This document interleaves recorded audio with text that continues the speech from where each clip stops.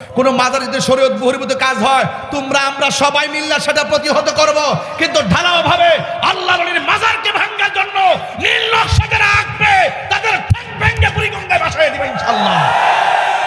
আপনি হুট করে জানগা মাজার ভাঙবা লাগা সাহস তো কম না, ঠ্যাঙ্গের নালা কিনতে ভেঙ্গেলাম কেল্লা বাবার মাজারের মধ্যে আয়া যাও ঠ্যাঙ্গের গোড়ে কিন্তু থাকতো না কয়ে দিলাম।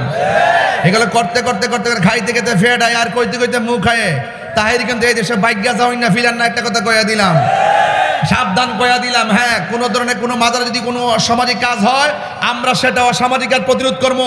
কোনো মাজারে যদি শরীয়ত বহির্ভূত কাজ হয় তোমরা আমরা সবাই মিল্লা সেটা প্রতিহত করব, কিন্তু ঢালাও ভাবে আল্লাহর ওলির মাজারকে ভাঙার জন্য নীল নকশা যারা আঁকবে তাদের ঠ্যাং ভেঙে বুড়িগঙ্গায় ভাসায় দিবে ইনশাআল্লাহ।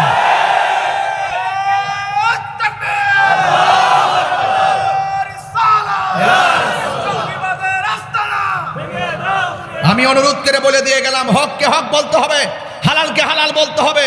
সেই জন্য আমি দেখেছি বাবা শাহ আলী বুগদাদি রহমাতুল্লাহের মাজারের ভিতরে জিয়ারতকারীদের উপর আক্রমণ করা হয়েছে, বাতি ধরানো হয়েছে, সেই বাতিগুলোকে লাথি দিয়ে ভেঙে ফেলা হয়েছে। তোমাকে স্পর্ধা কে দিয়েছে?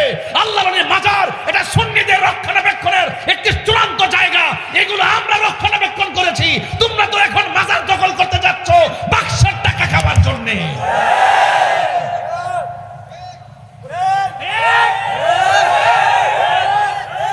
আমি সবাইকে বলছি না, যারা যায় তাদেরকে বলছি। বাবা শাহপরার মাজার যখন ভাঙতে গেছে তখন আমি বুঝতে পারছি ওরা ইবনু আব্দুল ওহাব নজদির প্রেতাত্মা। এই দেশে ইসলাম আনছে কারা? আরে কথা কোন ইসলাম আনছে কারা? তো ওলি আল্লাহদের মাজার বাংলি কি আর কিছু থাকে? সাহসটা কত? এই কনসেপ্ট মাথায় ঢুকছে কিভাবে? ওই ঢুকছে ইবনু আব্দুল ওহাব নজদির প্রেতাত্মার লাইন হয়ে এদিকে ঢুকছে।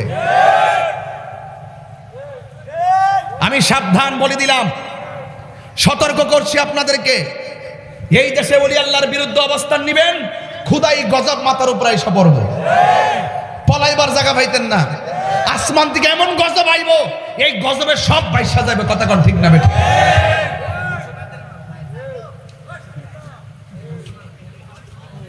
অনুরোধ করব, এই দেশে ইসলাম আনছেন আল্লাহর ওলিগণ।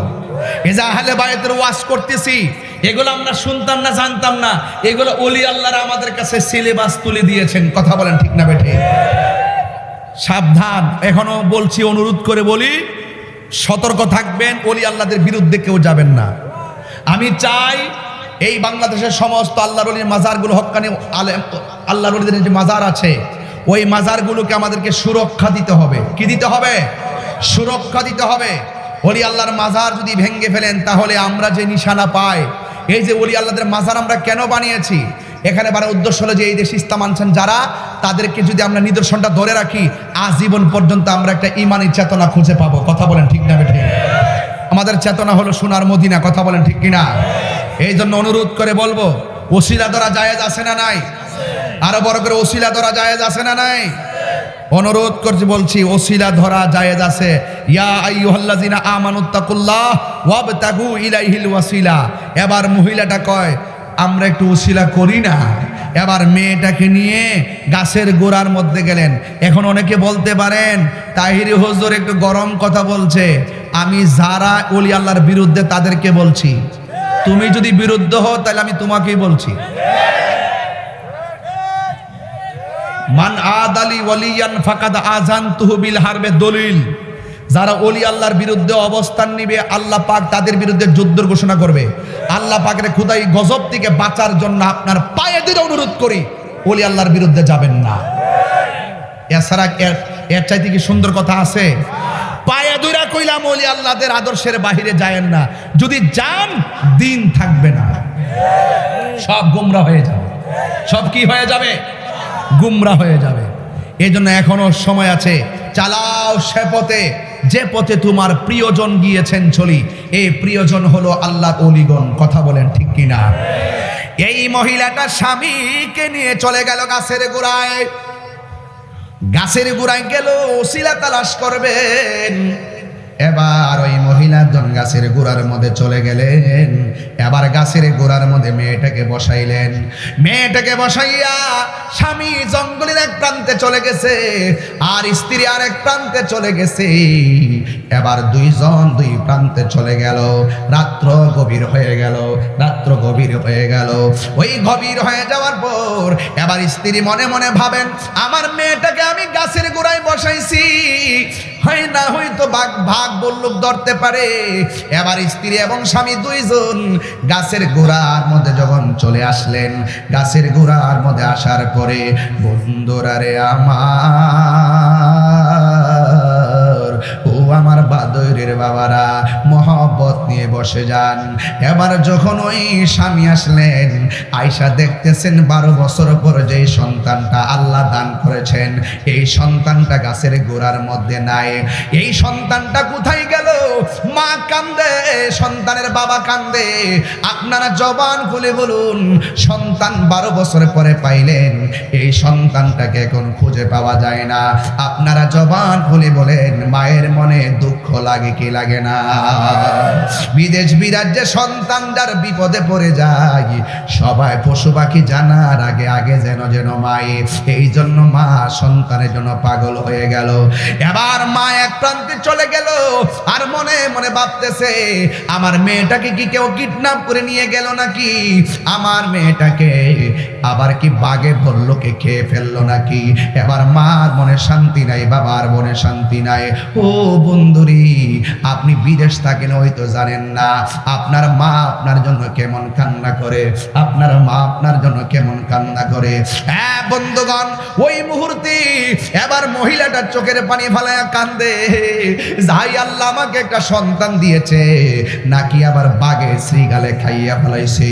এইগুলা বলতে বলতে সারাটা রাত সন্তানের জন্য মা কান্না শুরু করলেন। ও বন্ধুরে, আপনারা জবান খুলে বলেন, যার কেউ নাই তার কে আসি? এত গভীর রজনীতে স্বামী একদিকে, স্ত্রী আরেক দিকে, সারাটা রাত সন্তানটাকে খুঁজে পাই নাই। ওই মুহূর্তে সকাল হয়ে গেছে, সূর্য মামা উঠে গেছে, আর মেয়েটার মা নদীর পারে গেল। জঙ্গলের পারে একটা পাহাড়ে কোনা দিয়া সূর্যটা উঠেছে। ওই জায়গার মধ্যে যখন গেলেন, মা দুঃখিনী তাকাইয়া দেখতেছেন, এই মেয়েটাকে আগের দিন থেকে রাত্রেবেলা খুঁজে পাওয়া যায় নাই। হঠাৎ করে তাকাইয়া দেখেন, এই মেয়েটা উড়নাটা ছড়াইয়া সূর্যের দিকে তাকাইয়া রইছে। মুখেরাম কসবা উপজেলাধীন বাদর নূরে মদিনা সুন্নি সংগঠনের উদ্যোগে কবরবাসীর স্মরণে ৫ম বার্ষিক সুন্নি মহাসম্মেলনের সম্মানিত সভাপতি হযরতুল আল্লাহ মাওলানা রবিউল্লাহ সাহেব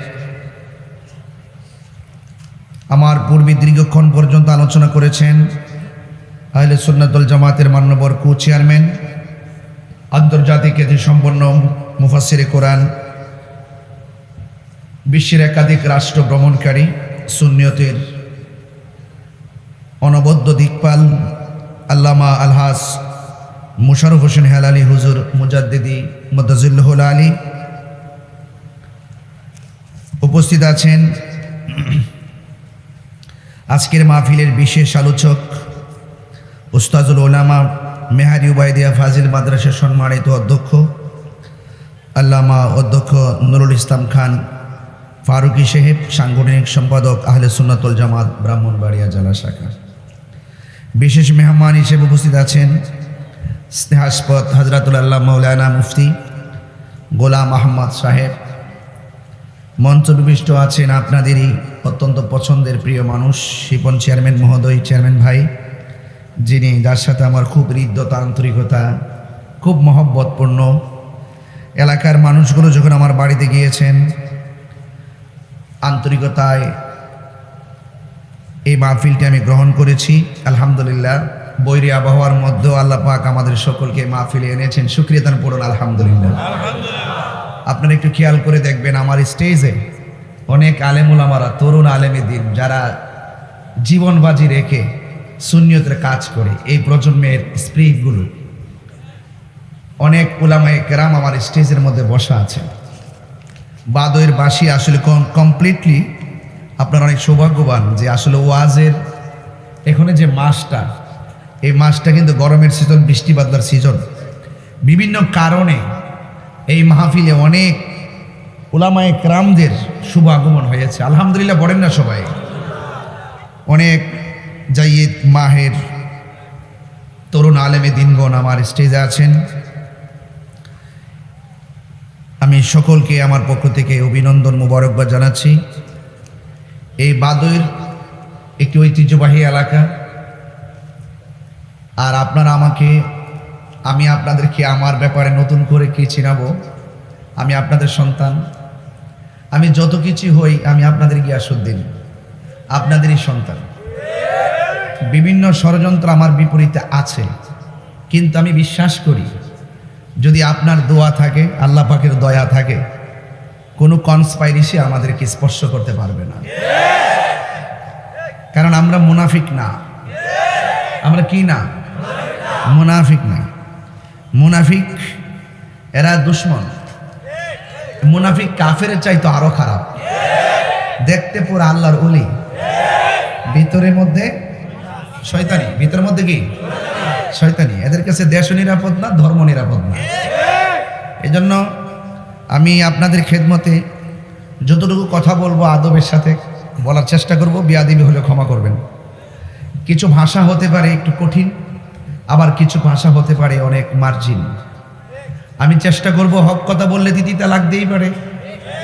হ্যাঁ, লাগতে পারে না? ইনশাল্লাহ হ্যাঁ, লাগতে পারে, তিতা লাগবেই। তবে সবার তিতা লাগবে না। কাহারও কাছে চিনি নয়, মধুর চাইতে আরো মিষ্টি লাগবে কথা বলে, ঠিক কিনা বলেন?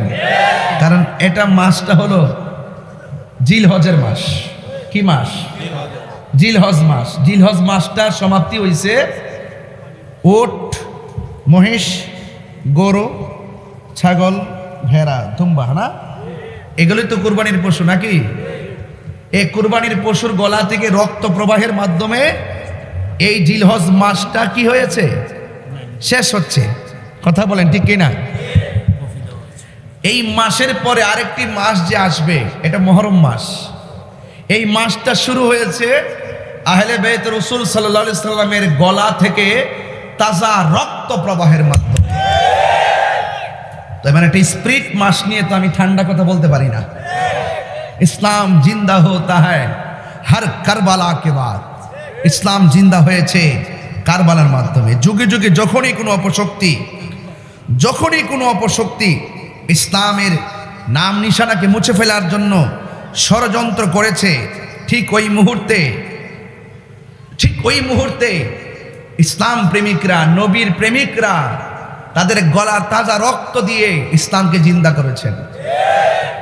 তো আমি যদি ওই সাহাবায়ে কেরামের আদর্শ হৃদয়ে ধারণ করি, আহলে বাইত রাসূল সাল্লাল্লাহু আলাইহি সাল্লামের আদর্শ হৃদয়ে ধারণ করি, তাহলে আমিও যদি ঘরের কোনায় বসে থেকে হবে না, আমাদেরকেও প্রয়োজনে রক্ত দিতে হবে, ঠিক কিনা বলেন? এখানে এই মাসটা সামনে একটি মাস, এটা মুহররমের মাস। কি মাস? আমাদের মা বোনরা আজকে আসছে কিনা আমি জানি না। অনেক মা বোনরা মাহফিলে আসতে পারেন, প্রজেক্টরের মাধ্যমে ওয়াজ শুনতে পারেন। আপনাদেরকে একটু উদ্বুদ্ধ করছি মুহররম নিয়ে। আমাদের সামনে আশুরা আছে না নাই? রোজা আছে না নাই? হয়তো রোজা রাখবেন 9-10 তারিখ, আর না হয় 10-11 তারিখ। কয়দিন? 2 দিন। কয়দিন? 2 দিন। একটা হাদিস বলবো আপনাদের জ্ঞাতার্থে বলছি, যেহেতু সামনে আশুরা, মুহররমের মাস। রাসূল করিম সাল্লাল্লাহু আলাইহি সাল্লাম বলেছেন, আফদালুস সিয়ামি বাদা রমাদান শাহরুল্লাহিল মুহাররম। বলা হয়েছে যে আল্লাহ পাক রব্বুল আলামিন আমাদের জন্য যে রোজা দিয়েছেন, রমজান মাসে রোজা আছে না নাই? রমজানুল মুবারকের রোজার পরে সর্বোত্তম রোজা হলো আশুরা রোজা। বলেন কিসের রোজা? তাহলে এখন প্রস্তুতি নেবেন আপনারা। এরপরে বলা হয়েছে ওয়া আফদালুস সলাতি বাদাল ফরিদাতি সলাতুল লাইল। আমাদের সমাজে আল্লাহ প্রদত্ত আমাদেরকে 5 ওয়াক্ত নামাজ দিছে কি দেয় নাই? 5 ওয়াক্ত নামাজের পরে সর্বোত্তম নামাজ হলো তাহাজ্জুদের নামাজ। জোরে বলেন সুবহানাল্লাহ। বলেন কোন নামাজ? তাহাজ্জুদের নামাজ। এজন্য আপনাদের সকলকে অনুরোধ করে বলবো, আপনারা এখনই প্রস্তুতি গ্রহণ করেন। নামাজের কথা কেন বলছি, ইবাদতের কথা কেন বলছি? এই জন্য বলেছি, আজকে বাদরের মাঠ, আপনারা অসংখ্য মানুষ এসেছেন। অনেক মানুষ মনে মনে ভেবেছেন তাহিরি হুজুর তো অনেক ঝামেলা হয়, আবার আসে কি না, একটা দুদুল্যমান অবস্থা। আমাকে অনেকে ফোন দিয়েছেন, সবার ফোন তো আর ধরা সম্ভব না।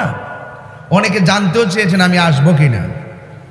আমি আপনাদের মাঝে এসেছি, তবে অনুরোধ করে বলবো, এই যে মাঠ, এখানে যে সবাই এসেছেন, কেউ হয়তো আমার কথা ধারণ করবেন, কেউ হয়তো আমার কথাকে কোট করবেন, কেউ হয়তো মনে মনে ভাববেন যত ভালো কথাই বলুক, আমরা তাহির হুজুরকে পছন্দ করি না, এই জন্য আমরা ভালো কথা মানবো না। এরকম লোক সমাজে আছে কি না বলেন? আরে ভাই, আপনার মন মানসিকতা এত নিচু হলো কেন? আর একটা রিক্সাওয়ালাও যদি হক কথা বলে, তার কথা মানতে আমরা বাধ্য। কথা বলেন ঠিক না বেঠে? একটা রাস্তার ছেলেও যদি হক কথা বলে, সত্য কথা বলে, এই কথা মেনে নেওয়ার নামই হলো মুসলমানিত্ব। কথা বলেন ঠিক না বেঠে? আমাদের সমাজের মানুষ দূরত্ব তৈরি করতে পছন্দ করে বেশি। আমরা ম্যানেজ করে কাজ করি। আমরা বড় আশাবাদী, আমরা এখনো আশাবাদী যে এই দেশ যদি শান্তির নিকেতন বানাতে হয়, দেশের প্রত্যেকটা মানুষের হৃদয়কে যদি আলোকিত করতে হয়, 100% কারবালার চেতনা লাগবে। হাত তুলে বলুন ঠিক না? ঠিক কিনা বলেন? কারবালার চেতনা যার হৃদয়ে থাকবে, সে কোনোদিন মুনাফিক হতে পারে না।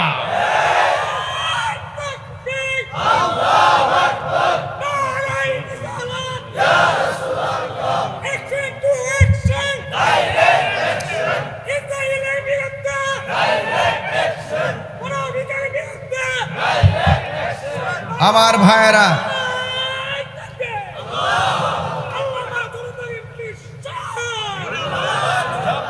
মারহাবা বলেন। আমার জনতার এমপি, তাহলে বোঝা গেল তাহির হুজুর জনগণের হৃদয়ে আছে। আচ্ছা ঠিক আছে। সংসদের ভিতরে যারা কথা বলেন তো তারা কথা বলছেনই, তবে আমরা থাকলে আর একটু ভালো করে সত্য কথা বলতে পারতাম। কিছু মুখোশধারী লোকও সেখানে আছে। আমার ভাইয়েরা, আমরা কি এজিদি না হুসাইনি? এই আওয়াজগুলো বড় করে বলবেন, খুব প্রাসঙ্গিক আওয়াজ। বলে আমরা কি এজিদি না হুসাইনি? হুসাইনিরা কি সত্য বলতে ভয় পায়? ইমামে আলী মুকাম ইমাম হুসাইন রাদিয়াল্লাহু তাআলা আনহু গায়ের ভিতরে অসংখ্য আঘাত নিয়েও তিনি নামাজ পড়েছেন। কেন পড়েছেন? একটা মাত্র কারণে পড়েছেন, ওই ময়দানে মুনাফিকরা নামাজ পড়েছে, ইমামে আলী মুকামও নামাজ পড়েছে। তিনি বুঝিয়ে দিয়ে গিয়েছেন তাদের নামাজ আমার নামাজ এক নামাজ না। ঠিক না বেটি? এই জন্য আপনারা সতর্ক থাকবেন। মুহররমের মাস আসতেছে। এই মুহররমের মাস আমাদের প্রেমিকদের জন্য একটি চেতনার মাস। কথা কি সঠিক? কথা কি সঠিক? কেমন চেতনা? এই চেতনার তাৎপর্য কি? তাৎপর্য হলো যা আল হাক্কু ওয়া যাহাকাল বাতিল ইন্নাল বাতিলা কানা সাহুকা। এটা হলো অন্যায়ের কাছে কখনো মাথা নত করা যাবে না। সত্য চিরদিনই সত্য, আর অসত্য চিরদিনই অসত্য। কথা বলেন ঠিক কিনা? এই জন্য নবী পাকের আওলাদ, পাকে পাঞ্জাতন, আজকে তো আমাদের সমাজে অনেকে আহলে বায়তের কথাও বলে মুখে, আবার তলে তলে ডলার খায়া কালার পাল্টা। আছে কিনা বলেন? আছে না? আছে। ডলার খায়া কালার পাল্টায়। হ্যাঁ, এরা মুখে মাওলা আলী রাদিয়াল্লাহু তাআলার নাম বলে, আর তলে তলে সাহাবায়ে কেরামের বিরুদ্ধে কথা বলে। ঠিক না? এই জন্য এদেরকে চিনতে হবে। আমরা হইলাম এমন ব্যক্তি, আমরা আহলে বাইত রাসূলকে ইমানের অবিচ্ছেদ্য অংশ মনে করি, সাহাবায়ে কেরামদেরকে তাজিম তাকরীম মহব্বত করি। কথা কি সঠিক? অনেকে আমাদেরকে ট্যাগ লাগানোর চেষ্টা করে, অনেকে বলে আমরা নাকি আহলে বাইত বিদ্বেষী। জুতারা কইলা সাফাত বাড়ি মারণ লাগেনি? ইউটিউবে কয় আর কি, সামনে আইসা কয় না। সারা জীবন কারবালার ওয়াজ করলাম, সারা জীবনে হাসান হুসাইনের শান গাইলাম, আর এখন তারা আহলে বায়তের মোহব্বতের নেম প্লেট মুখের ভিতরে লাগাইয়া শিয়াদের কাছ থেকে ডলার খাইতেছে। এমন লোক কিন্তু এলাকাতে আছে। আবার কিন্তু ফিরসাব নাম কিন্তু সুন্নিও কয়, নাম কি কয়? সুন্নি কয়। শিয়া কখনো সুন্নি হতে পারে না। কথা কি সঠিক বলতেছি? আমরা খারিজিও না, আমরা শিয়াও না, আমরা আহলুস সুন্নাত ওয়াল জামাত, আহলে বাইতের মোহব্বত। আজকে ওয়াজ শুরু করছি কারবালা দিয়া। কি দিয়া?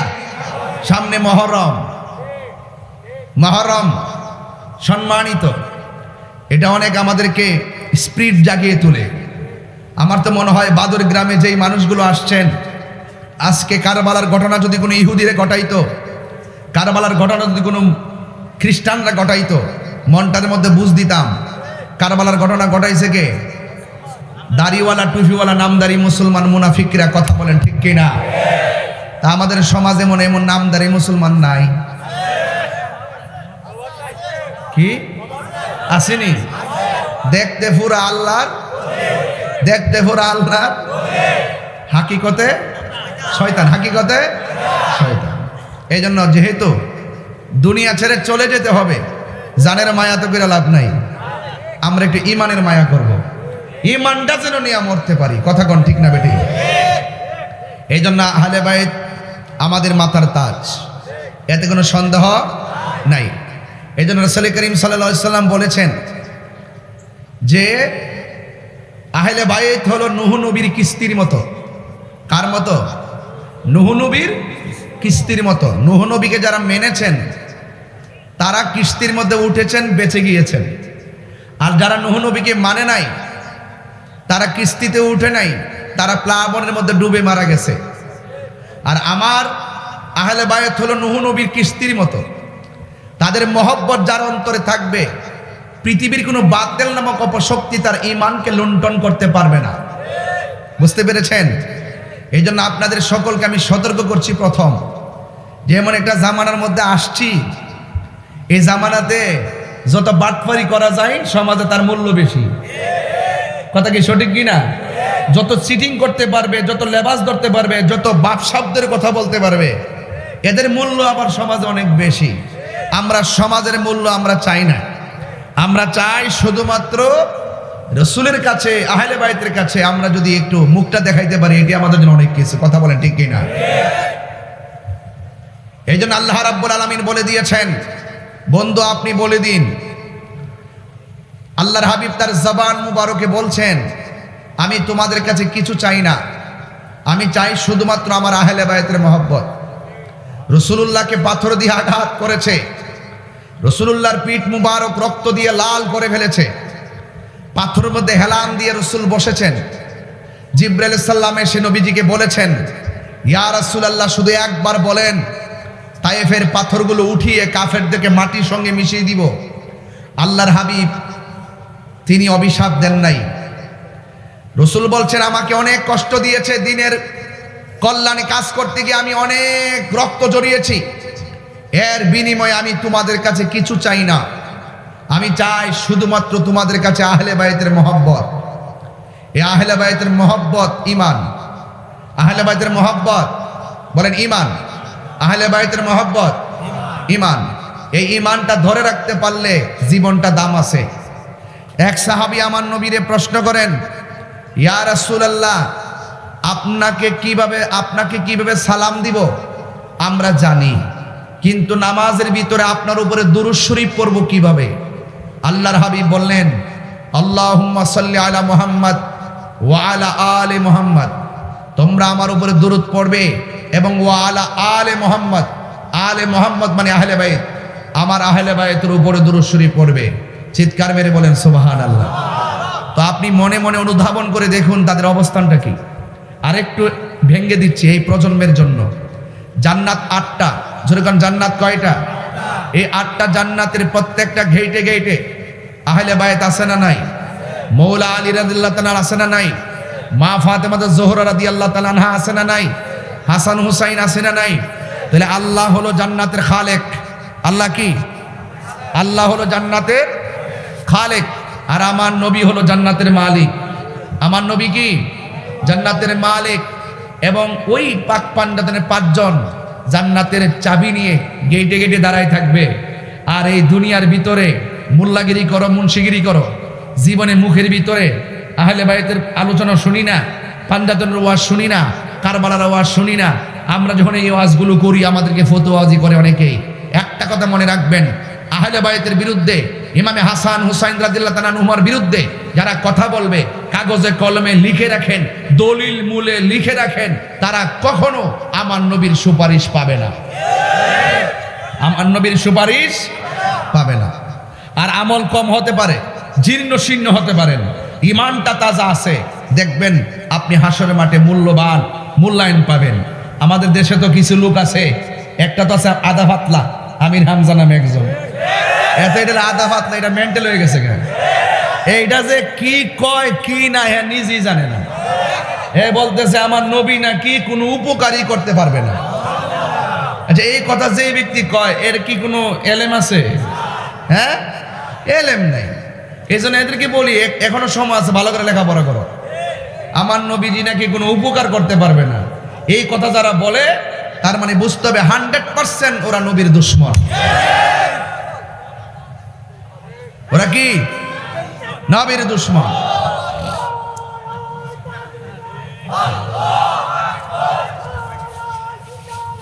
আরে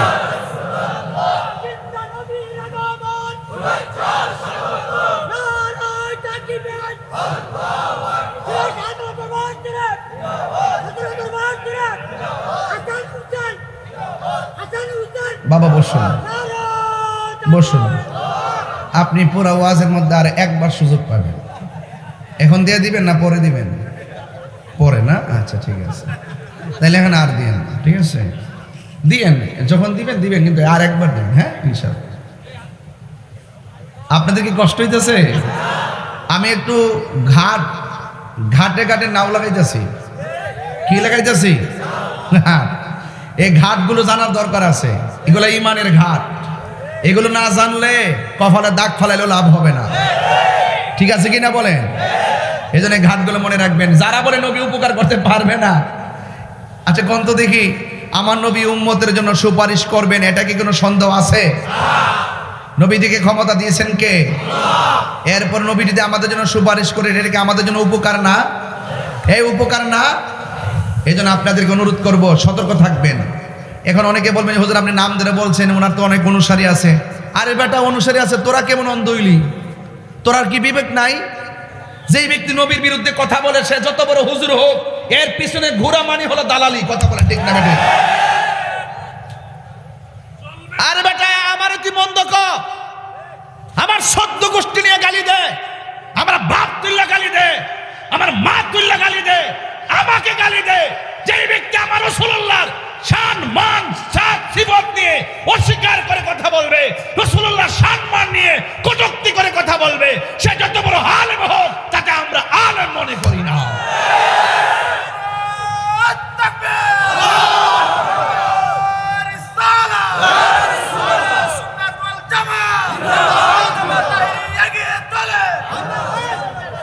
তাইলে বলুন তো দেখি, নবীর চাইতে সৃষ্টি জগতে কেউ কি আর বড় আছে? এখন বলবেন হুজুর এখনই আইসাই যেতে উল্টা পাল্টা মনে করছেন, শুরু করছেন। বেটা ময়রা দেখ, কবরে যায় আলো দেখবার নবী ছাড়া বান্ধব কেউ নাই। বেটা হাসরের মাঠে উঠতালো দেখবি নবী ছাড়া আপন কেউ নাই। জাহান্নামের উপরে যখন পুল সিরাতটা কায়েম হবে, ওই ঘাটে যাইয়া দেখো আমার মুস্তাফা ছাড়া আপন কেউ নাই। আর তুমি সেই নবীরে গালি দিয়া বলবা আমি বড় হুজুর। আমার কাছে কি তেমন টাইম আছে? খবরদার, এখনো সোজা লেস্টারে টান দিছি, ফাত্তর দিয়া বাইন্দা দিয়া সরিষের তেলটা টান দিলাম, কুত্তার মতন যাতে আমার না বেহাও।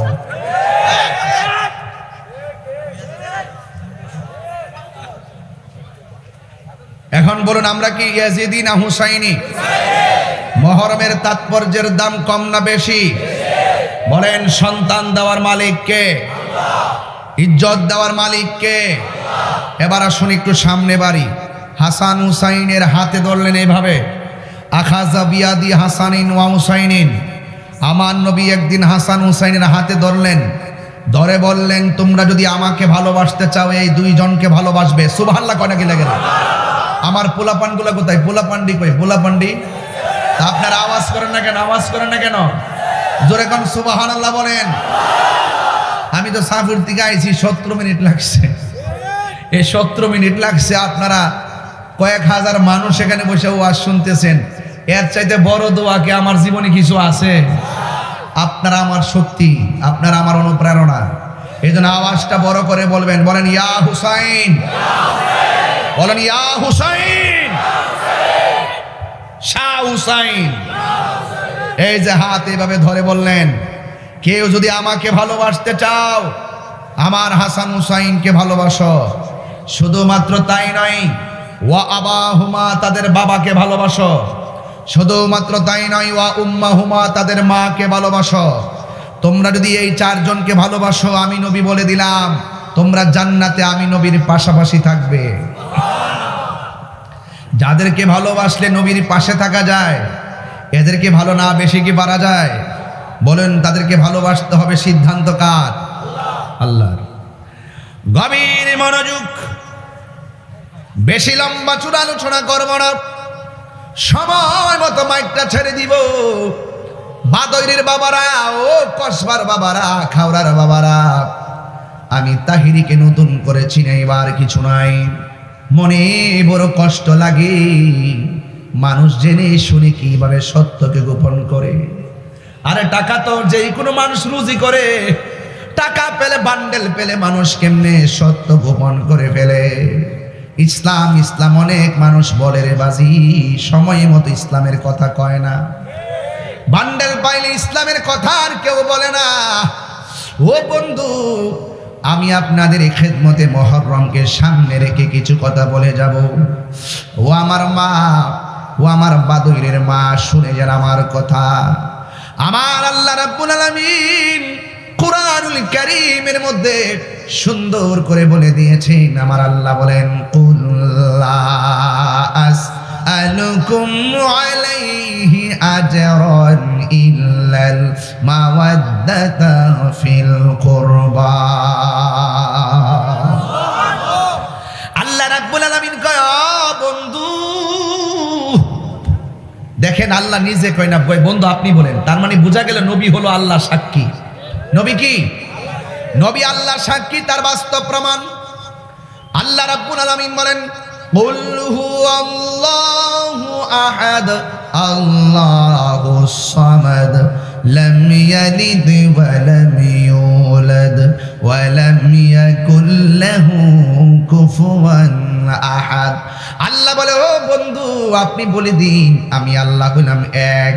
আল্লাহ বাদুরে গ্রামে নেমে এসে বলে নাই, কসবার জমিনে আল্লাহ মাটিতে নেমে এসে বলে নাই। আল্লাহ রাব্বুল আলামিন তার বন্ধু নবীকে দিয়া সুন্দর করে তার ওয়াহাদানিয়াতের স্লোগান সমাজে প্রচার করে দিলেন। আল্লাহ বলে, ও বন্ধু আপনি বলে দিন আমি আল্লাহ এক। আল্লাহ দেখার আয়না, চিৎকার মেরে কি সুবহানাল্লাহ বলা যাবে না? সূরা ইখলাসটা কেন পড়েছি? একবার যদি সূরা ইখলাস পড়ে কোরআনের 10 পারা তেলাওয়াতের সওয়াব আল্লাহ দান করে দেয়। 2 বার যদি পড়ে 20 পারা কোরআন তেলাওয়াতের সওয়াব আল্লাহ দান করে দেয়। 3 বার যদি পড়ে আমার আল্লাহ একটা কোরআন খতমের সওয়াব দিয়ে দেয়। আল্লাহর হাবিব বলেন, উম্মত তোমরা যদি কেউ সূরা ইখলাসটা ধারণ করে মহব্বত করো, তোমাদের গুনাহ শুধু মাফ করবে না, যারা তেলাওয়াত করবে আমার আল্লাহ তেলাওয়াতকারীর বাবা মার গুনাহ মাফ করে দিবে। আমার পাশে মাদ্রাসা আছে, ওরা শুনতেছে আমার ওয়াজ। ভালো করে শুনেন কি বলি। আমার ভুল হলে আমার দইরেন, কানে দইরা সংশোধন হয়ে যাব। হাইরে সূরা ইখলাস এত দামি। আমার নবী আপনার নবী বলেন, যারা সূরা ইখলাসটা অন্তরে মনে প্রাণে ধারণ করবে, একদিন তো আমি মরে যাব, শিপন ভাইও দুনিয়া ছেড়ে চলে যাবে, কেউ দুনিয়াতে থাকবে না রে, কেউ থাকবে না। কিসের তো ধাক্কা ধাক্কি, কিসের তো ঠেলা ঢিলি? আরে আমিও তর্ক করছি, তুমিও তর্ক করছো, তর্ক করতে করতে মানুষ একদিন দুনিয়া ছেড়ে চলে যাচ্ছে। যদি পারেন সংশোধন হয়ে যান, যদি পারেন একসঙ্গে বসে সংশোধন হয়ে যান। অনুরোধ। আল্লাহর হাবিব সাল্লাল্লাহু তাআলা আলাইহি ওয়াসাল্লাম বলেন, উম্মত কেউ যদি মহব্বতের সাথে সূরা ইখলাস তেলাওয়াত করে, আর একদিন যদি মানুষটা মারা যায়, মারা গেলে বাদুরের কত মানুষ তাহিরির জানাজায় গিয়ে শরীক হবে, শিপন ভাইয়ের জানাজায় তাহিরির মতো কত মানুষ আসবে, অধ্যক্ষ নুরুল ইসলাম খান শাহীন সাহেবের জানাজায় কত মানুষ আসবে। আল্লাহর হাবিব বলে, মানুষ মারা গেলে মানুষ জানাজায় যায়, কিন্তু যারা সূরা ইখলাসটারে মহব্বত করে তেলাওয়াত করবে, তার জানাজায় মানুষ তো আসবেই আসবেই, কিন্তু তার জানাজার ভিতরে সূরা ইখলাসকে মহব্বত করার কারণে আমার আল্লাহ আসমান থেকে জিব্রাইল আর মিকাইলকে তার জানাজার মধ্যে পাঠাইয়া দিবি। এই সূরাটা কি খুব বড় সূরা বলছি ভাই? আমি কি খুব বড় সূরা বলছি? একটু পড়েন না আমার সাথে দরদ লাগাইয়া। কুল হুয়াল্লাহু আহাদ আল্লাহুস সামাদ লাম ইয়ালিদ ওয়া লাম ইউলাদ ওয়া লাম ইয়াকুল লাহু কুফুয়ান আহাদ। আমার বাদইরের বন্ধুরা, সাম্বারি নিম্বারি রাইতলা কাইতলা ও মন্দারপুরের বাবা, যত জায়গা থেকে এসেছেন সাম্বারির বাবা শুনে যান। আমার নবী আপনার নবী বলেন, কেউ যদি ফজরের নামাজের পর 10 বার সূরা ইখলাস পড়ে, কেউ যদি মাগরিবের নামাজের পর 10 বার সূরা ইখলাসটা পড়ে, আর ওই লোকটা একদিন যদি মারা যায়, আমার আল্লাহ তারে হাসরের ময়দান যেদিন কায়েম হয়ে যাবে, জাহান্নামের গেট, জাহান্নামের উপরে যেই দিন পুলসিরাতটা কায়েম হবে রে, ওই পুলসিরাতটা পাড়ি দিয়া জান্নাতে ঢুকাইয়া মাগরিবের নামাজের পরে 10 বার যারা সূরা ইখলাস পড়ে, ফজরের নামাজের পরে যারা 10 বার সূরা ইখলাস পড়ে, আমার আল্লাহ ওই ইখলাস তেলাওয়াতকারীর জন্য জান্নাতে বালাখানা বানায়া দিবে। এই জন্য আমার যুবক ভাইরা, আল্লাহ কয়, ও বন্ধু আপনি বলে দিন, আমার আল্লাহর হাবিব বলে, উম্মত রে, আমি তোমাদের কাছে কিছুই চাই না, আমি চাই শুধুমাত্র আমার আহলে বাইতের মহব্বত। মহব্বতটা কেমন করা লাগে আমার কাছ থেকে শুনে যান। এ আমার মা, মাগো মা, অনুরোধ করে বলে দিয়ে যায়, আজকের মাহফিলটা জেনতেন মাহফিল মনে করবেন না। শাহাদাতে কারবালার মাসটাকে সামনে রেখা মুহররমের তাৎপর্য নিয়ে আলোচনা শুরু হয়ে গেল। এই পৃথিবীর ইতিহাসে এমন একটা নারী, ওই নারীটা আমার আল্লাহকে বড় মহব্বত করত, আমার নবীজিকে বড় মহব্বত করত। ও যুবকের দল, এই মহব্বতের মূল্য আল্লাহর কাছে অনেক বেশি। আমার নবী আপনার নবী রাহমাতুল লিল আলামিন বলেছেন, দায়ুস কোনোদিন জান্নাতে যাবে না। এই জন্য মা, দায়ুস হওয়া যাবে না। সুকেজের ভিতরে শাড়ি কাপড় রাখতে রাখতে রাখতে রাখতে 2টা 3টা শাড়ি কাপড় দিয়া তোমার সুকেশটারে ভরপুর করে ফেলেছো, একটা বার বাগলা না। এই রঙিন শাড়ি তোমার চিরদিনের ড্রেস হবে না, চিরদিনের ড্রেসের রংটা হবে সাদা। এটার নাম হলো কাফনের কাপড়। ওই দিন হিসাব মিলাইয়া দেখলাম, আতর লোবান আর গোলাপ জল আর কাফনের কাপড় সব মিলাইয়া 1100 টাকা, 1200 টাকা, 1400 টাকা লাগে। শেষ সরঞ্জাম তোমার জন্য 1400 টাকা লাগলো। এই জন্য দুনিয়া দুনিয়া কইরো না গো মা, এই কথাগুলো মহব্বতে শুনে যান। একটা মহিলা যার ঘরের ভিতরে কোনো সন্তান নাই, পুরুষটা এই 2টা স্বামী স্ত্রী মহব্বতের সংসার চলতেছে, আপনারা আওয়াজ করে বলুন, সন্তান দেওয়ার মালিক কে? এই আওয়াজে মানি না, জবান খুলে বলুন, সন্তান দেওয়ার মালিক কে? হাই রে, এই এমন কিছু সংসার আছে সন্তান হয় না দেখা পাশের ঘরের মানুষ ধিক্কার দেয়, এর লাগি তোর ঘরে সন্তান হয় না। যেই মহিলাটারে ধিক্কার দেয়, মহিলাটারে কলজা ফাইটটা যায়। আল্লাহ, মুখটা দেখাইতাম পারি না, আতর হোক, রুলা হোক, বুবা হোক, একটা সন্তান দিয়া মুখের মধ্যে হাসি ফুটাইয়া দাও, আমি সেটা মেনে নিব। আপনারা আওয়াজ করে বলুন, সন্তান দেওয়ার মালিক কে? জুইনা লিন্নাসি হুব্বুশ শাহাওয়াত, জুইনা লিন্নাসি হুব্বু মিন, কি আয়াতটা কি জানেন? আল্লাহ রাব্বুল আলামিন নারীদেরকে অনেক সুন্দর করে বানাইছে।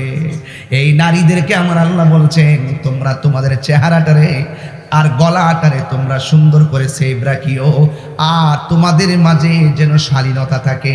এই মহিলাটা বড় আবেদা ছিল, এই মহিলাটা বড় কানাতা ছিল, এই মহিলাটা বড় সাদেকা ছিল, এই মহিলাটা বড় সাবেরা ছিল। এমন আল্লাহওয়ালি, এমন পর্দানশীল, এই জন্য মেয়েটা সংসার ছেড়ে যায় নাই। আমার সমাজে তো 2 বছর সন্তান না হইলে স্ত্রী স্বামীকে দোষে, স্বামী স্ত্রীকে দোষে, এমন সংসার সমাজে আছে না নাই? এই জন্য মহিলাটা একদিন স্বামীকে নিয়ে বলতেছেন, স্বামী গো, মন খারাপ করবেন না, সন্তান দেওয়ার মালিক হলো আমার আল্লাহ। এই আমার বাদুরের বাবা, মহরম মাসে তাৎপর্য নিয়ে আলোচনা চলতেছে। ওই মুহূর্তে 1 বছর নয়, 2 বছর নয়, 1 যুগ পার হইয়া গেছে, কিন্তু সন্তান নাই। কিন্তু সন্তানকে কেন্দ্র করে স্বামী স্ত্রীর মধ্যে কোনোদিন ঝগড়া হয় নাই। একদম নির্বিঘ্নে সংসার সুন্দর করে চালাইতেছে। স্বামী নামাজ পড়তেছে, স্ত্রী নামাজ পড়তেছে। আপনারা আওয়াজ করে বলুন, ইবাদতের মাধ্যমে যে দোয়া করা হয়, ওই দোয়ার দাম আল্লাহর কাছে আছে না নাই? আছে। নামাজ পড়ে পরে আল্লাহর কাছে দোয়া করা লাগবে। ও বন্ধুরে আমার, আমি আস্তে আস্তে একটা সামাজিক আলোচনা তুললাম, এরপরে আমি একটা মূল পয়েন্টে যাব। একটু ধৈর্য ধরবেন, ধৈর্য না ধরে কেউ অস্থির হওয়া যাবে না। এমন একটা বিষয় তুললাম, দয়ার মালিক হলো আমার আল্লাহ। একদিনই স্বামীটা ডাক দিয়ে কই, শুনো শুনো, আমরা এতদিন আল্লাহরে ডেকেছি, আজকে আমরা গভীর রজনীতে আল্লাহরে মন মতো ডাকবো, মন মতো ডাকবো।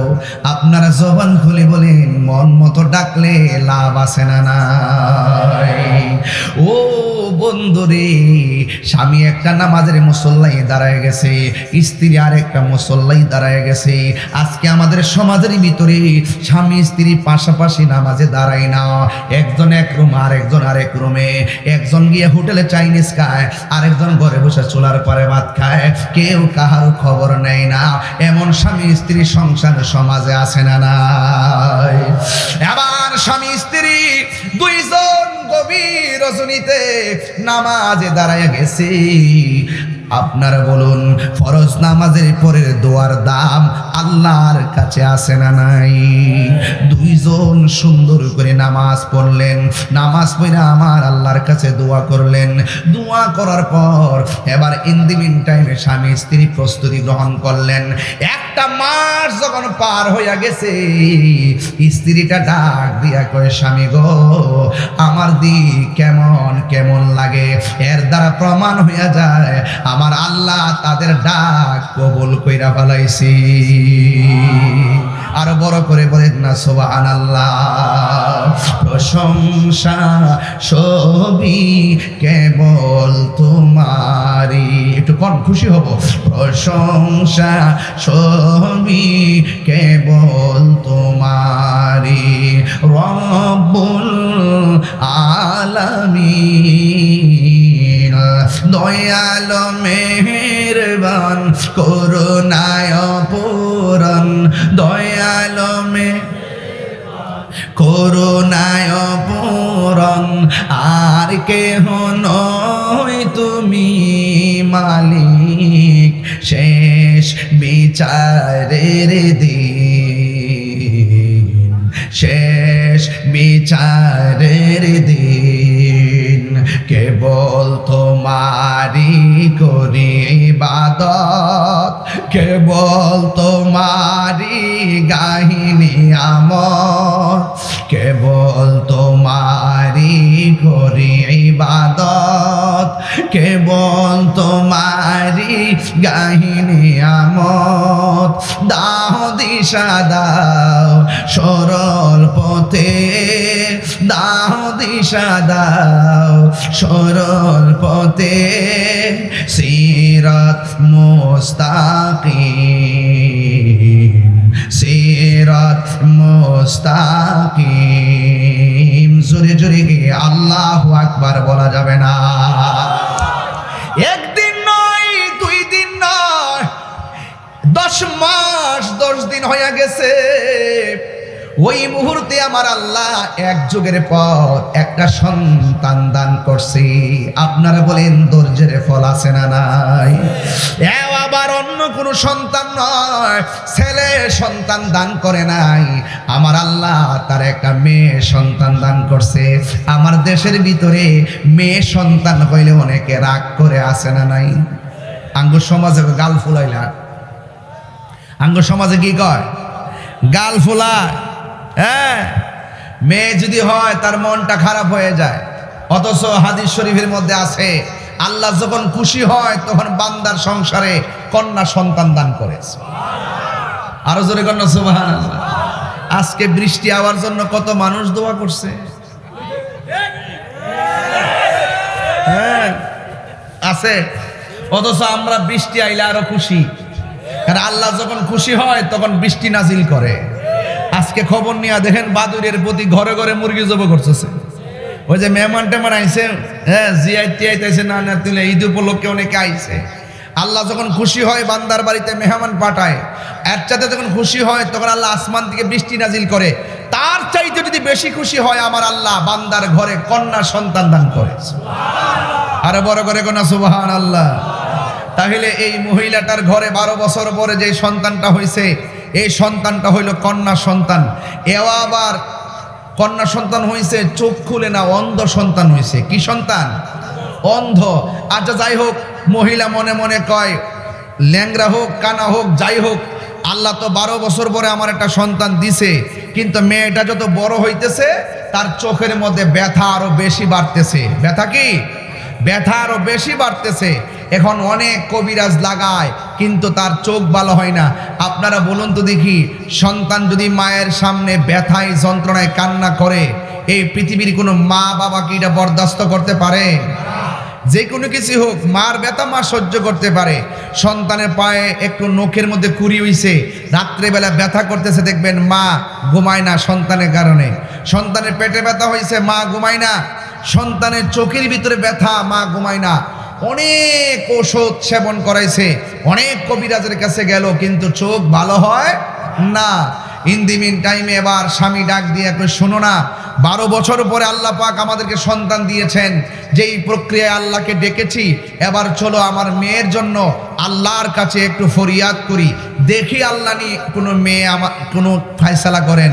এবার রাতের বেলা স্বামী স্ত্রী 2 জন আল্লাহর কাছে 2 হাত বাড়াইয়া রাতের বেলা ঘুমাইয়ে গেছে।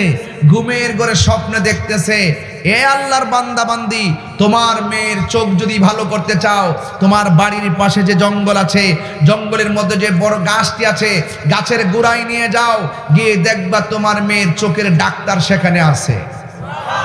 এবার স্ত্রী স্বামীকে ডাক দিয়া কয়, স্বামী আমি তো গত রাত্রে এই স্বপ্ন দেখেছি, আপনি কি বলেন? কয় না ঠিক আছে, উসিলা করতে অসুবিধা নাই।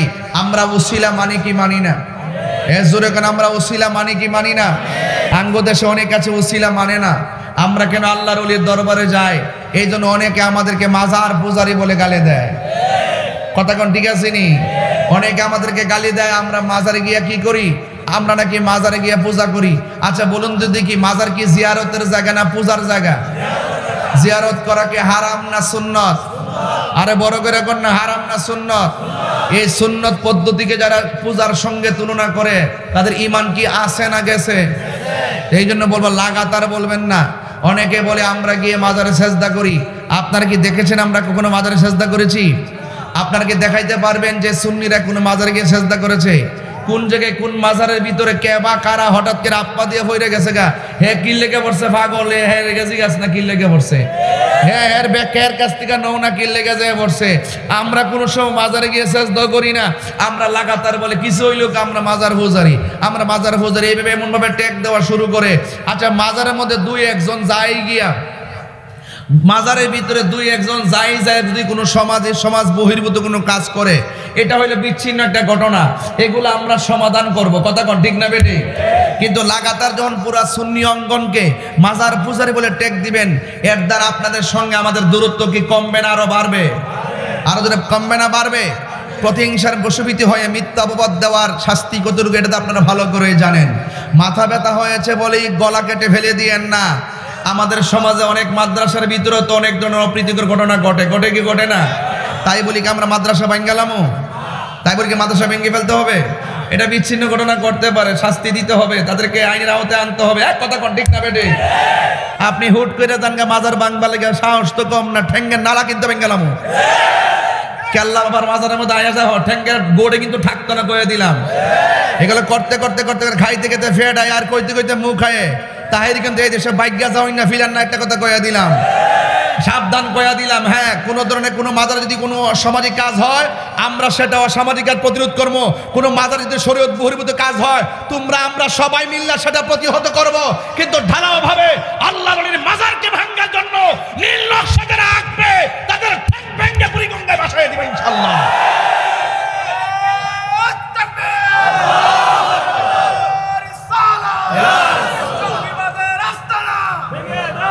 আমি অনুরোধ করে বলে দিয়ে গেলাম, হককে হক বলতে হবে, হালালকে হালাল বলতে হবে। সেই জন্য আমি দেখেছি বাবা শাহ আলী বুগদাদি রহমাতুল্লাহের মাজারের ভিতরে জিয়ারতকারীদের উপর আক্রমণ করা হয়েছে, বাতি ধরানো হয়েছে, সেই বাতিগুলোকে লাঠি দিয়ে ভেঙে ফেলা হয়েছে। তোমাকে স্পর্ধা কে দিয়েছে? আল্লাহর মাজার এটা সুন্নিদের রক্ষণাবেক্ষণের একটি চূড়ান্ত জায়গা, এগুলো আমরা রক্ষণাবেক্ষণ করেছি। তোমরা তো এখন মাজার দখল করতে যাচ্ছ বাক্সের টাকা খাওয়ার জন্য।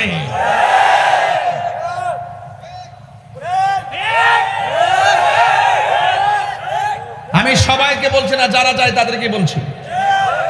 বাবা শাহপনার মাজার যখন ভাঙতে গেছে তখন আমি বুঝতে পারছি ওরা ইবনু আব্দুল ওহাব নজদির প্রেতাত্মা।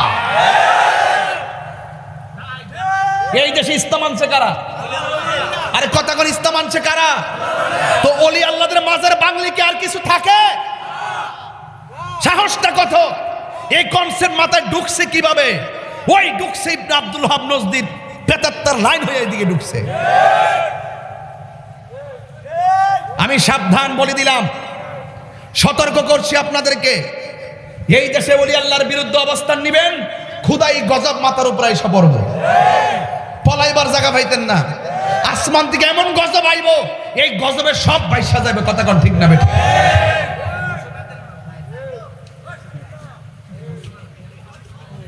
অনুরোধ করব, এই দেশে ইসলাম আনছেন আল্লাহর ওলিগণ। এজা আহলে বায়াতের ওয়াজ করতেছি, এগুলো আমরা শুনতাম না, জানতাম না। এগুলো ওলি আল্লাহরা আমাদের কাছে সিলেবাস তুলে দিয়েছেন। কথা বলেন ঠিক না বেঠিক? সাবধান, এখনো বলছি, অনুরোধ করে বলি, সতর্ক থাকবেন, ওলি আল্লাহদের বিরুদ্ধে কেউ যাবেন না। আমি চাই এই বাংলাদেশের সমস্ত আল্লাহর ওলির মাজারগুলো, হক্কানি আল্লাহর ওলিদের যে মাজার আছে ওই মাজারগুলোকে আমাদেরকে সুরক্ষা দিতে হবে। কি দিতে হবে? সুরক্ষা দিতে হবে।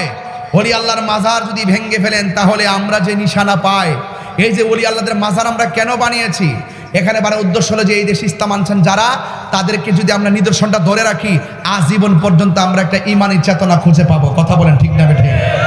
আমাদের চেতনা হলো সোনার মদিনা। কথা বলেন ঠিক কিনা? এই জন্য অনুরোধ করে বলবো, ওসিলা ধরা জায়েজ আছে না নাই? আরো বড় করে, ওসিলা ধরা জায়েজ আছে না নাই? অনুরোধ করছি, বলছি, ওসিলা ধরা জায়েজ আছে। ইয়া আইয়ুহাল্লাযিনা আমানুত্তাকুল্লাহ ওয়াবতাগু ইলাইহিল ওয়াসিলা। এবার মহিলাটা কয় আমরা একটু ওসিলা করি না। এবার মেয়েটাকে নিয়ে গাছের গোড়ার মধ্যে গেলেন।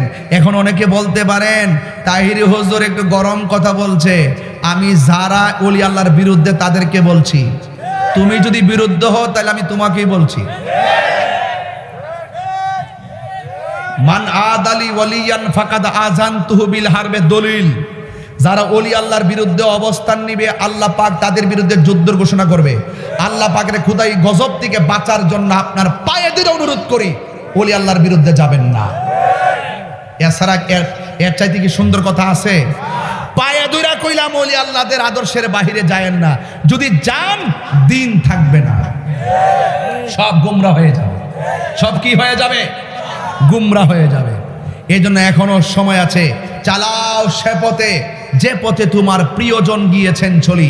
এই প্রিয়জন হলো আল্লাহর ওলিগণ। কথা বলেন ঠিক কিনা? এই মহিলাটা স্বামীকে নিয়ে চলে গেল গাছের গোড়ায়। গাছের গোড়ায় গেল ওসিলা তালাশ করবেন। এবার ওই মহিলা জন গাছের গোড়ার মধ্যে চলে গেলেন। এবার গাছের গোড়ার মধ্যে মেয়েটাকে বসাইলেন। মেয়েটাকে বসাইয়া স্বামী জঙ্গলের এক প্রান্তে চলে গেছে, আর স্ত্রী আর এক প্রান্তে চলে গেছে। এবার দুইজন দুই প্রান্তে চলে গেল। রাত্র গভীর হয়ে গেল, রাত্র গভীর হয়ে গেল। ওই গভীর হয়ে যাওয়ার পর এবার স্ত্রী মনে মনে ভাবেন, আমার মেয়েটাকে আমি গাছের গোড়ায় বসাইছি, হয় না হয়তো ভাগ বল্লুক ধরতে পারে। এবার স্ত্রী এবং স্বামী দুইজন গাছের গোড়ার মধ্যে যখন চলে আসলেন, গাছের গোড়ার মধ্যে আসার পরে বন্ধুরা রে আমার, ও আমার বাদরের বাবারা, মহব্বত নিয়ে বসে যান।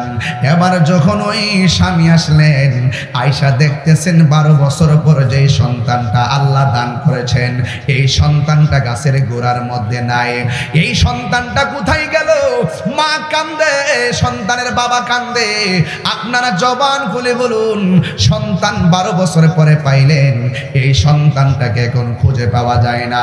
আপনারা জবান খুলে বলেন, মায়ের মনে দুঃখ লাগে কি লাগে না? বিদেশ বিরাজ্যে সন্তান যার বিপদে পড়ে যায়, সবাই পশু পাখি জানার আগে আগে যেন যেন মায়ে, এই জন্য মা সন্তানের জন্য পাগল হয়ে গেল। এবার মা এক প্রান্তে চলে গেল, আর মনে মনে ভাবতেছে, আমার মেয়েটাকে কি কেউ কিডন্যাপ করে নিয়ে গেল নাকি? আমার মেয়েটাকে আবার কি বাঘে ভল্লুকে খেয়ে ফেললো নাকি? এবার মার মনে শান্তি নাই, বাবার মনে শান্তি নাই। ও বন্ধুরি, আপনি বিদেশ থাকেন হয়তো জানেন না, আপনার মা আপনার জন্য কেমন কান্না করে, আপনার মা আপনার জন্য কেমন কান্না করে। হ্যাঁ বন্ধুগণ, ওই মুহূর্তে এবার মহিলাটার চোখের পানি ফালায়া কান্দে, যাই আল্লাহ আমাকে একটা সন্তান দিয়েছে, নাকি আবার বাঘে শ্রীগালে খাইয়া ফেলাইছে। এইগুলা বলতে বলতে সারাটা রাত সন্তানের জন্য মা কান্না শুরু করলেন। ও বন্ধুরে, আপনারা জবান খুলে বলেন, যার কেউ নাই তার কে আসি?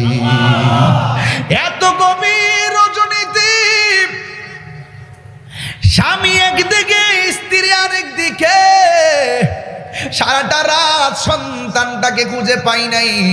ওই মুহূর্তে সকাল হয়ে গেছে, সূর্য মামা উঠে গেছে, আর মহিন মেয়েটার মা নদীর পারে গেল। জঙ্গলের পারে একটা পাহাড়ে কোনা দিয়া সূর্যটা উঠেছে। ওই জায়গার মধ্যে যখন গেলেন, মা দুঃখিনী তাকাইয়া দেখতেছেন, এই মেয়েটাকে আগের দিন থেকে রাত্রেবেলা খুঁজে পাওয়া যায় নাই। হঠাৎ করে তাকাইয়া দেখেন, এই মেয়েটা উড়নাটা ছড়াইয়া সূর্যের দিকে তাকাইয়া রইছে। এবার মেয়ের মা পিছন দিক দিয়ে ডাক দিয়া কয়, মা গো, হারানো মাকে পাইলি মার বেদন কেমন লাগে? যেই মা হারানো সন্তান পায় সে বুঝে, হারানো মেয়েকে খুঁজে পেলে তার অনুভূতি কি। এই পৃথিবীর মধ্যে সবাই দোয়া করে স্বার্থ দিয়া, আর মা দোয়া করে একমাত্র নিঃস্বার্থ ভাবে। আরে বুড়া বাপ বুড়া হয়ে গেছে, এখন দেখতেছে লড়তে পারে না, ফুত ফুত করতে করতে বাপ তার কোমরের হাড় ক্ষয় হয়ে গেছে, পিঠের মধ্যে দাঁড়ার মধ্যে ব্যথা হয়ে গেছে। কিন্তু খবরদার, এই বাপের খবর না নিয়া মাহফিলে আসলে লাভ হবে না, বাপ মার খবর না নিয়া খানায় কাবা গেলেও লাভ হবে না। কথা কোন ঠিক কিনা? এমন অনেক সন্তান আছে কুরবানি করছে, বাপের খবর লয় নাই। সঠিক নেই? গত কয়েকদিন আগে নিউজ তো টপ নিউজ, কোরবানির 4 দিন আগে মেয়ের পাশের ঘরে মা মারা গেছে। ঈদ গেল, ঈদের 4 দিন পরে দুর্গন্ধ যখন ছুটছে, তখন থেকে পাশের ঘরে মা মইরা ফুচ্ছা রয়েছে। এও আবার এক ছেলে সচিব, আর এক ছেলে ভার্সিটির অধ্যাপক, আর এক ছেলে কানাডা, আর মেয়ে হলো স্কুলের লেকচারার। এত বড় একটা স্ট্যান্ডার্ড ফ্যামিলির মা পাশের রুমে পড়ে মরে পড়ে আছে, অথচ ঈদ গেল, ঈদে খবরও নিল না। আরে নাফরমান কুলাঙ্গার, এই মারে ছাড়া তুই গোশত খাইলি কেমনে? আরে মারো, তুই খবর না নিয়া ঈদগায় যাইলি কেমনে? কথা কোন ঠিক কিনা? শিক্ষা। আরে নূরজাহান, মহিলার নাম হলো নূরজাহান, আর নূরজাহানের সন্তানটারে বুকের তাজা রক্ত পানি কইরা সন্তানকে শিক্ষিত বানাইছে, কিন্তু কুলাঙ্গার সন্তানরা শুধু লেখাপড়া করলেই চলবো? মাইক দিয়ে দইরা ওয়াজ করলেই চলবো? বাপ্পারে কষ্ট দিয়া খানাই কাবা হজ করলে লাভ হইতো না। তাহির একটু করা কথা কই দিক্কা, একটু আগে মাজারের কথা কইছি কি রে, দুষ্কর দিককে কইছি। এখন সচিবের বিরুদ্ধে অবস্থান নিলাম কেন? তুই ওই কুলাঙ্গার সন্তান মায়ের সঙ্গে নাফরমানিমূলক আচরণ করেছে দেখা আমি তার বিরোধিতা করেছি। আবার কেমন দেখেন, যখন পুলিশ তার জেরা করতে গেছে তখন সে পুলিশের হয়রানি থেকে বাঁচার জন্য মায়ের মাতৃত্বকে অস্বীকার করছে। তাইলে এমন ঘটনা বাদরও আছে।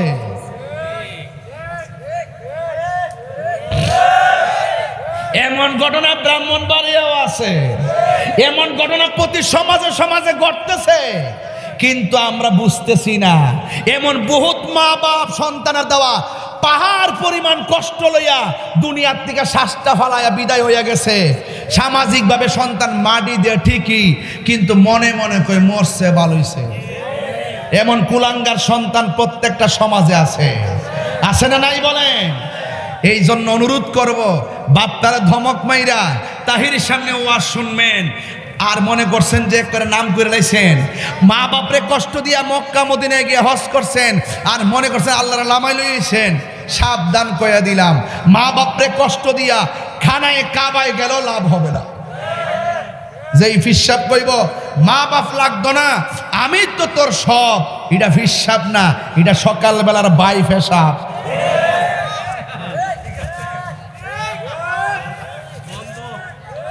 কথা কি ঠিক আছে কি না? আরে কথা কোন ও এইদি কইলে খারাপ লাগে না? এই কথাটি কইলে খারাপ লাগে? আরে নাফরমান হে যে ঈদের দিন তো মার খবর লনিও, হে কি কাপড় একটা কম কিনছে? মার কাপড় কিনলি না, ঈদের খবর লইলি না, গোস্ত খাইলি কেমনে ফাড়ার করার ফাড়া খাইলি কেমনে রে বেফতা? তোর ভিতরে গেছে কেমনে রে? হ্যাঁ, তোর ধর্ম ধরছে কেমনে? আল্লাহ বাঁচাইছে, আমার সামনে ফরসত না পড়লে সচিব মচিব জুতাটা বাইরে লম্বা বানাইলাম হইলে।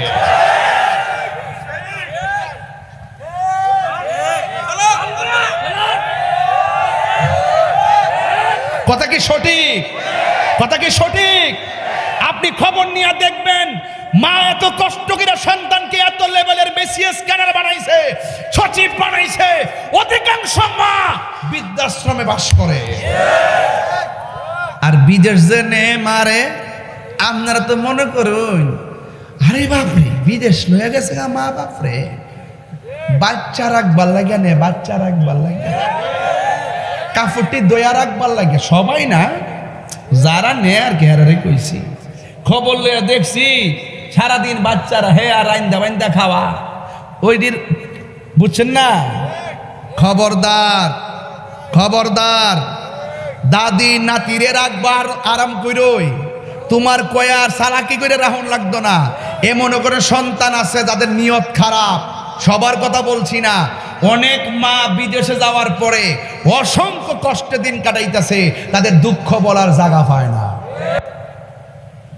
আঙ্গদেশের কিছু ফুলামান আছে ইদানিং মানে নেশা টেশা করে, এরা নেশার টাকা না পাইলে বাপ মারে কষ্ট দেয়, বাপ মারে টেহা দিবার লাগে চাপ দে, গান জুটারি এবারে আরে এর অবস্থা তো না, আল্লাহ জানে, আল্লাহ জানে। ফোরটা চেক দে। এখন বহুত মানুষ আছে ফোহড়ো ফোহড়ো বাবা লয়া ঘুরে। আজকে দেখছে এটা গাঞ্জুটারে দইরে এমন গলো দুলাই দিছে, আমাকে বালা পেরে দে, থুতারা ফাতারা দে। কারণ এই নেশাকুর সমাজের সবচেয়ে বড় শত্রু। কথা বলেন ঠিক হবে? এই নেশাকুর সমাজে নাই। মাগমা বর্ডারটা কে চালাইছে না? হ্যাঁ, ও এক নেশাকুর বলে আর মাদ্রাসা সাইনবোর্ড নিয়ে গেছে। হ্যাঁ, যাওই ব্যস্ত রে, অসুবিধা কি নিয়ে খাইলে।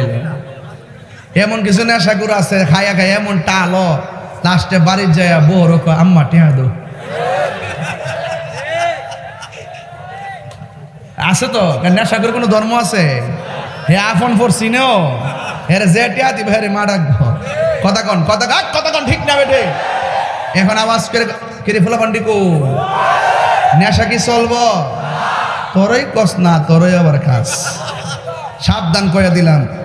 আল্লাহর ওয়াস্তে ফাঁক ফান্ডাতে দোয়াই দিয়া কইলাম, আল্লাহর ওয়াস্তে যে নেশা করে হের ব্যক্তি জীবন শেষ, যে নেশা করে হের পারিবারিক জীবন শেষ, যে নেশা করে হের ঈমান শেষ, যে নেশা করে লাস্টে কুত্তার মতন মরে। এখন বলো নেশা কি চলবে না বন্ধ হবে? আরো বড় করে এখন চলবে না বন্ধ হবে? নেশা কি চলবে না বন্ধ হবে? আল্লাহর ওয়াস্তে আমরা নেশা খাবো, নেশা করব এবং নেশাকুরের সাথে দুস্তি পাতবো। মনে রাখবেন সঙ্গগুণে লোহাও কিন্তু জলে বাসে। একটা বন্ধু যদি মনের মতো বাছাই করতে না পারেন, এই বন্ধু আপনার গাঙ্গ বাসায় দিব। কথা বলেন ঠিক না বেটি? হ্যাঁ, দেখছেন না ইদানিং এখন কিন্তু বন্ধু খুঁজে পাওয়া যায় না। যারাই সম্পর্ক করে সব লাভে আর লোভে। কথা কন ঠিক না বেটি? প্রকৃত বন্ধু এমন বানাইবেন, এক দুইজন বানাইবেন, রাতে 3টার পরে ফোন দিলে যদি কয় দোস্ত কই আছ, দোস্ত ঘুমাই রয়েছে, দোস্ত আমার মা তো অসুস্থ, আর এই কথা শুন না তোমার বন্ধু অ্যাম্বুলেন্স দিয়ে বাড়িতে হাজির হইব, এমন দোস্ত বানাইতে হইব। কথা কন ঠিক না বেটি? রাজি আসেনি সবাই? কারা কারা রাজি? 2 হাত তুলে দেখেন ইনশাল্লাহ। নারায়ে তাকবীর, নারায়ে রিসালাত। আহলুস সুন্নাত ওয়াল জামাত, আহলুস সুন্নাত ওয়াল জামাত আমরা সবাই নবীর পক্ষে আছি না নাই? ও বন্ধুরে, কষ্ট হইতেছে? এবার মেয়েটাকে মা খুঁজে পাইলেন জঙ্গলের পাশে। সকালবেলা সূর্য উঠে গেছে গো। সূর্য উঠে যাওয়ার পর এবার মেয়েটার মা পিছন দিক দিয়ে ডাক দিলেন। এবার মেয়েটা ওড়নাটা গায়ের মধ্যে দিয়ে মায়ের চেহারা দিকে তাকাইলেন। মেয়েটা ডাক দিয়া কয়, মা গো, তোমার চোখের মধ্যে কেন পানি দেখা যায়? এবার মেয়েটার মা ডাক দিয়া কয়, মা গো, তুমি আমার চোখের মধ্যে পানি দেখলা কেমনে? কই, এই তো দেখতেছি তোমার চোখের মধ্যে পানি দর দর করে ঝরতেছে। মেয়ের মা ডাক দিয়ে কয়, মা, তুমি না চোখে দেখো না, হঠাৎ করে তুমি আমার দিকে তাকাইয়া কিভাবে আমার চোখের পানি তুমি দেখলাম? এবার মেয়েটার এক দিয়ে কয়, মা গো, তুমি যদি আমার চোখের দেখার ব্যাখ্যা জানতে চাও, তাইলে যেই গাছের গোড়ার ভিতরে আমাকে বসায়া দিয়া গেছিলা, ওই গাছের গোড়ায় আমার নিয়ে যাওয়া লাগবে। এবার মেয়ের বাবা মেয়ের মা দুইজন তারে গাছের গোড়ার মধ্যে নিয়ে গেল। এবার মেয়েটার মা ডাক দিয়ে কয়, মা গো, আপনি তুমি কিভাবে চোখ ভালো হয়ে গেল? তোমার চোখের পরিবর্তনের রহস্য আমাকে বলো না। মেয়েটা ডাক দিয়ে কয়, মা গো, ও আম্মা জান, আপনি যখন আমার চোখের ব্যথার জন্য অনেক ডাক্তার লাগাইলেন, অনেক কবিরাজ লাগাইলেন, কিন্তু আমার চোখের পরিবর্তন হয় না। শেষ পর্যন্ত আপনি স্বপ্নে আদিষ্ট হইয়া আমার গাছের গোড়ায় নিয়ে আসলেন। যখন আপনি চলে গেলেন, ইন দি মিন টাইমে রাত্র যখন সন্ধ্যা পার হয়ে গেল, এবার ধীরে ধীরে রাত্রটা গভীর হয়ে যাইতেছে, কিন্তু আপনার আমার কাছে আসেন নাই। মা, হঠাৎ করে আমার কানের মধ্যে বাঘের গর্জন আসলো, বুল্লুকের গর্জন আসলো, শ্রীগালের গর্জন আসলো। আপনারা জবান খুলে বলেন, যার কেউ নাই তার কে আছে? আল্লাহ রাব্বুল আলামিন বলেন, ওয়ালামু আন্নাল্লাহা মাআল মুত্তাকিন।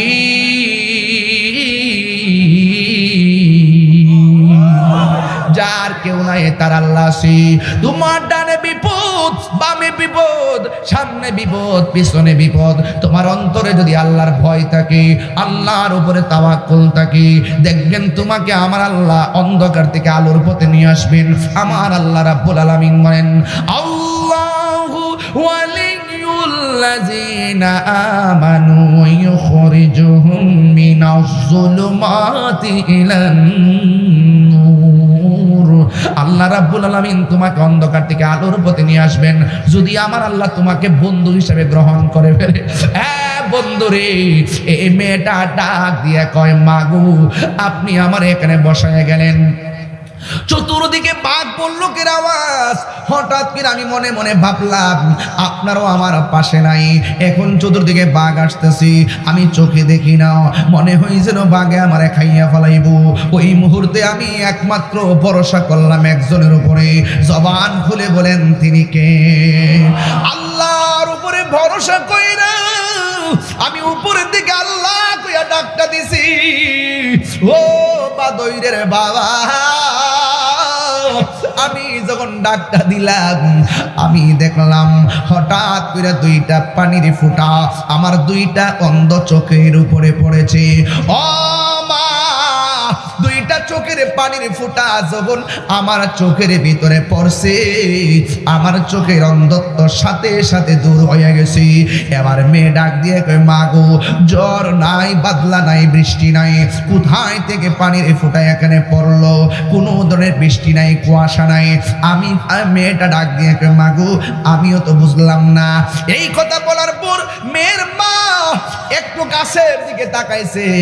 গাছের দিকে তাকাইয়া দেখতেছেন গাছের একটা ডাল দেখা যায়, ডালের ভিতরে দুইটা চড়ুই পাখি দেখা যায়।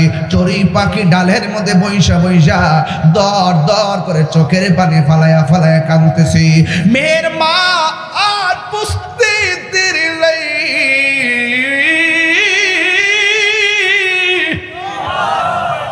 হায়রে জ্বরের পানি না, বৃষ্টির পানি না, চড়ুই পাখি কান্দে যে, আর চড়ুই পাখির ফোঁটা পড়ছে। কিন্তু মহিলা তো বোঝে না চড়ুই পাখি কেন কান্দে। এবার চড়ুই পাখি থুতাটার উপরে কইরা আল্লাহরে ডাক দিয়ে কে, আল্লাহ, ও আল্লাহ, জবানটারে খুইলা দাও, আমি কেন কান্দি জগতের মানুষরে জানাইয়া দি, আমি কেন কান্দি জগতের মানুষগুলোরে জানাইয়া দি। প্রাণ দয়ালের আর পরীক্ষার সময় নাই, করো জোরে ক্ষমা চাই, শেষের খেয়া না নিলাই আমারে। আল্লাহ আকবার কয়টা কে লেগে রে। প্রাণ দয়ালের আর পরীক্ষার সময় নাই, করো জোরে ক্ষমা চাই, শেষের খেয়া না নিলাই আমারে। আমার দিন কি এমনি যাবে, লোকে তোমাকে বলিবে, আমার দিন কি এমনি যাবে, লোকে তোমায় কি বলিবে। এই দুঃখ রইল তাহিরির অন্তরে। প্রাণ দয়ালে রে, সন্ধ্যা হইল ডাকি দিলে না মরে, সন্ধ্যা হইল ডাক দিলে না মরে। প্রাণ দয়ালে রে, সন্ধ্যা হইল ডাকে দিলে না মরে। প্রাণ দয়ালে রে,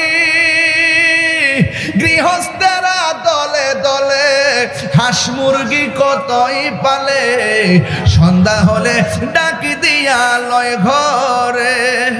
যার যত পালিত ছিল সকলে তো ঘরে নিল, যার যত পালিত ছিল সকলে তো ঘরে নিল, আমি একা রইলাম অন্ধকারে।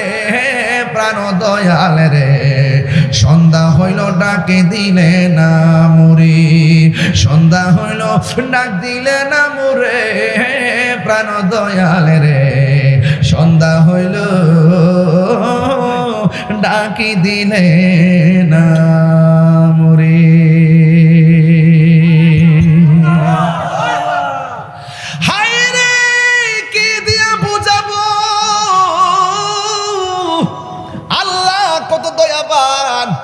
এবার চড়ুই পাখির জবান খুলে দিছে কে? চড়ুই পাখি ডাক দিয়ে কে, আল্লাহর বান্দি গো, আমি কেন কান্দি জাননি? কয়ে কেন? কই আজকের দিনটা কোন দিন জাননি? কই কোন দিন? কই আজকের দিনটা হলো আশুরার দিন, মুহররমের 10 তারিখের দিন। জোরে কন্যা সুবহানাল্লাহ।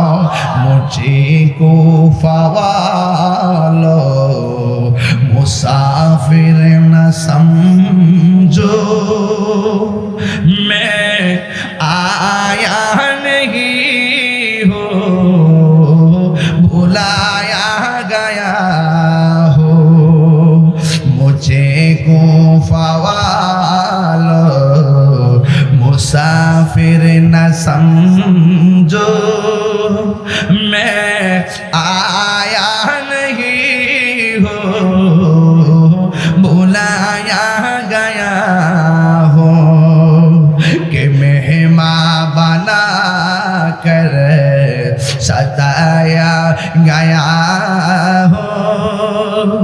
मैं रोया नहीं हो रुलाया गया हो खुदा जाने कैसी है ये मेज़बानी बहादुर पियासो कहे बंद पानी मुकद्दर में है हौज़े कौसर का पीना मैं प्यासा नहीं हो पिलाया गया हो अल्लाह जाने जे माथा झुका तो আল্লাহরই দরবারে সে মাথা কাটিল এজিদ সীমারে আল্লাহ আকবার কোন লিখেন যে মাথা ঝুকাতো আল্লাহরই দরবারে সে মাথা কাটিল এজিদ সীমারে শাহাদাতের মর্যাদা লাভ করেছি শাহাদাতের মর্যাদা লাভ করেছি আমি মরেছি এমন নয় জিন্দা হয়েছি আমি মরেছি এমন নয় জিন্দা হয়েছি ওরে কুফাবাসী আমায় মুসাফির ভেবো না আমি এমনিতে আসিনি দাওয়াতে এসেছি শাহাদ মেহমান বানিয়ে কি যে কষ্ট দিল আমি কাঁদিতে আসিনি কাঁদানো হয়েছে জানুনি আজকের দিনটা কোন দিন আজকের দিনটা হলো মুহররমের 10 তারিখের দিন আকাশে কান্দে বাতাসে কান্দে কান্দে দরিয়ার পানি দুই পুত্র রায়া কান্দে ফাতেমা জো ননি রে হায়রে আমার সোনার চন্দ্রমণি আল্লাহ বলে ও জিবরাইল যাও না রে চলিয়া 70,000 ফেরেশতা নামাও জানাজার লাগিয়া রে হায়রে আমার সোনার চন্দ্রমণি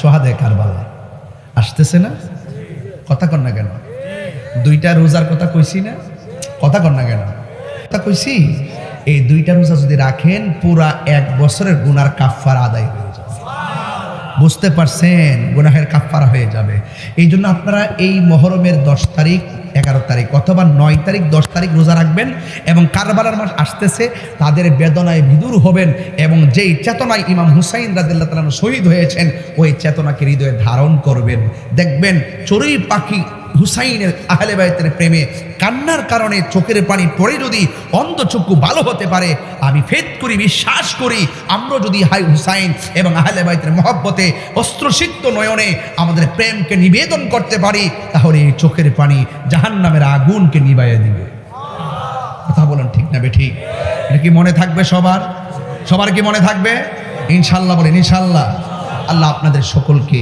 পবিত্র মুহররমের আদর্শ মুহররমের চেতনা হৃদয়ে ধারণ করার তৌফিক দান করুন আমিন বলেন তিনটা কথা বলবো এক 5 ওয়াক্ত নামাজ পড়বেন, 2 মা বাবার খেদমত করবেন, 3 নম্বর হলো নেশা করা যাবে। আমার কথায় কেউ রাগ করবেন না, মাঝে মাঝে কিছু কথা বলছি, আমার সমাজের অনেক মানুষ গায়ে পইরা ঝগড়া বাঁধায়, এই জন্য আমরা একটু কষ্ট পাই। কষ্টের জায়গা থেকে আমি আপনাদেরকে কিছু কথা বলেছি, যদি আমি কাউকে নাম মেনশন করিনি, শুধু এতটুকু বলবো যে যতটুকু পড়বেন অতটুকু ভুগতে হবে, জুলুম করলে জুলুমের হিসাব হবে। কথা বলেন ঠিক না বে ঠিক? আসুন দাঁড়িয়ে নবীর সালাম দেব। ইয়া